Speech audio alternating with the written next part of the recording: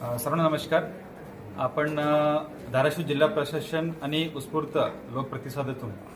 केंद्र शासनचे एक पेड माँ के नाम तसेच महाराष्ट्र शासनचे मुख्यमंत्री महोदयांचे 10 कोटी वृक्ष लागवड संकल्पना माझी वसुंधरा अभियान आणि हरित धाराशिव या बॅनर अंतर्गत आपण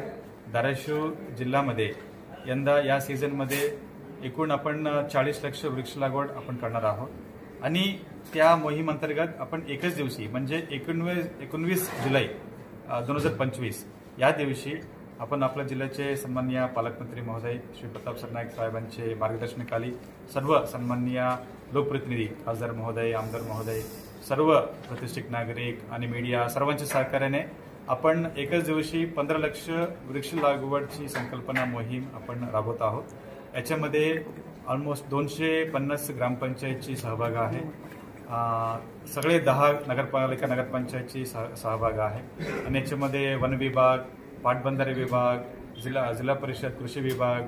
महसूल विभाग, पोलीस प्रशासन सर्व जिल्हास्तरीय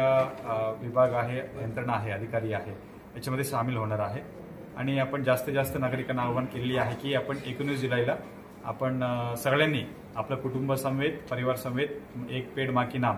आणि माझी वसुंधरा अभियान हरित धाराशिव अभियानामध्ये सामील व्हावे।